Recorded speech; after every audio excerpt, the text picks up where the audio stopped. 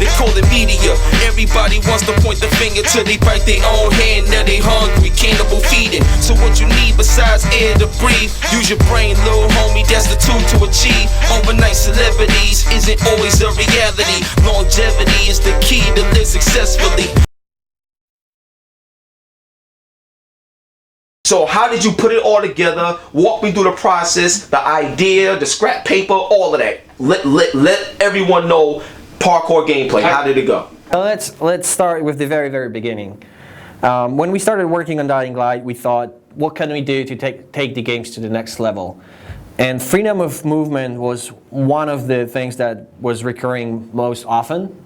You know, when you look back at the history of games, it used to be like side scrollers, and then we went into the 3D. Like people came up with Wolfenstein 3D, and all you could do, like back then, it was all you could do was just walk and shoot. That's it. You couldn't even jump. Yeah. Then couple of years later, you have games like Duke Nukem 3D, where you got jumping and jetpacks, and suddenly everybody's expecting jumping in the game. Like if your game doesn't have jump, your game sucks. So what we would hope, so we wanted to give players like this really awesome freedom. Like, you know, we actually hate when we play a game, like first-person game, and you have like a knee-high wall and you can't go over it. Like my grandma could go over that wall. Why can't I do it in a game? That's ridiculous. So we thought, what if we could give players just the freedom that at least what you can do in real life and more. So at first, it wasn't easy to implement. You know, at first we started with placing special objects on the scene at places where we want you to be able to grab and climb. But very soon we ended up with about over 50,000 objects on scene, and that was just a single area, and that 50,000 objects wasn't enough. So that was, you can imagine that was like complete mess. It was impossible to manage. So, and that was a very scary moment in the production, because we said, oh my God, it's not going to work this way. Like, ugh. So when, talking about scary moments, that was one of the scary moments. So, but then we have this really absolutely amazing programming team. They're like real magicians. And there's a guy named Bartosz Kulon. He's a very good friend of mine. He came up with a new prototype that actually scans the environment real time.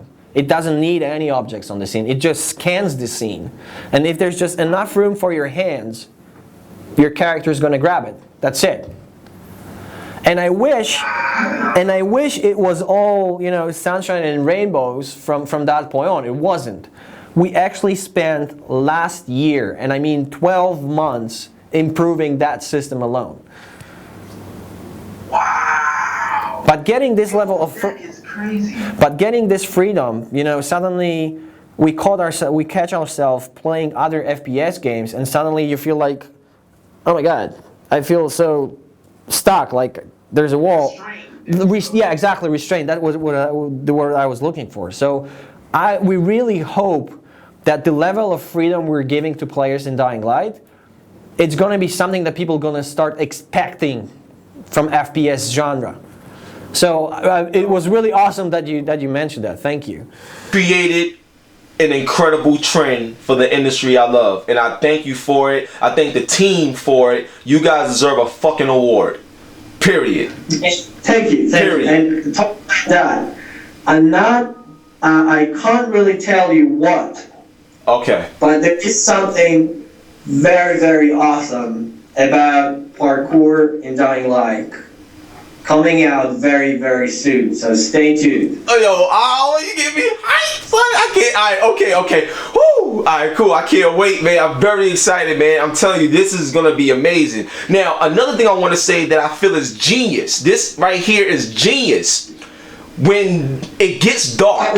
Second. I think we've got time for like one more question and then like sign off. Sorry, man, because like we're on like a schedule. Oh, no problem. All right, so since this is the last question, I want to say this.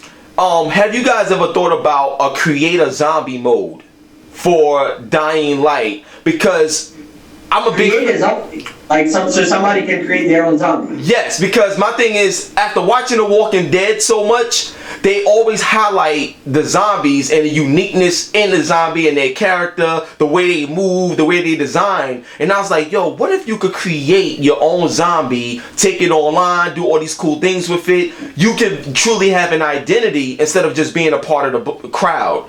I think that would be something else that stands out that could be trend setting, because when you look at zombie games now, they giving you zombies. But I don't ever see any game where you can actually create it and be part of the game yourself in terms of your own design and idea. I think that would be something amazing. Have you guys thought about that or talked about that, or is that something that could be implemented since you guys are focused on this game post-release? Well, that's a very interesting thing. I think one of the things that we could do is like throw a competition and let people create like a new enemy for Dying Light, and like bring the community to come up with something fresh. Now, so we don't have it like per se creating a new kind of enemy, but what we have in Dying Light is the Beat a Zombie mode. I don't know if you heard about it, but you get to play as this super infected. Now, the thing is, you know, the way we approach player progression in the game is play the game the way you want to play it. So when you play as a human, you get to choose your own special abilities. And the same thing goes for playing the zombie. So the Night Hunter has his own skill tree, and you can tailor him to your liking. So it's just one Night Hunter, but it can be your very own Night Hunter because you can tailor him to your style of gameplay. I completely understand where you're coming from. So, look, I'm gonna let you go, man. I just want to say one love and God bless, and I appreciate you guys. I appreciate the team. Thank you so much. This is Hot97.com, your boy HipHopGamer, and this is one of the best interviews like I've done. It's the first interview of the year for me, and I just want to thank you guys for your time. Anything you want to say or to the fans, or before you sign off? Thank you so much for having me. I really appreciate every opportunity to get close to the fans. So thank you so much for having me. I really appreciate it. And thank you so much. You're way too kind. I heard so many good words that I just want to run right onto the corridors and start screaming about how much I like this game, because it really gives our team the wings. And listen, if you ever have any more questions, so feel free to contact me or Paul. And then you can also follow me on Twitter. That's at Maciej Binkowski. I think Paul can fix you up with my Twitter. No problem. So, if anything just goes up, just... Yeah, Paul is my guy. Paul is my guy. To help you. Okay, I appreciate it, man. So look, one love and God bless. Thank you so much for your time. Paul, you the man. I appreciate it, baby. You guys be good, all right? You take care. All right. Cheers. Speak to you soon, man. Cheers. Okay, peace.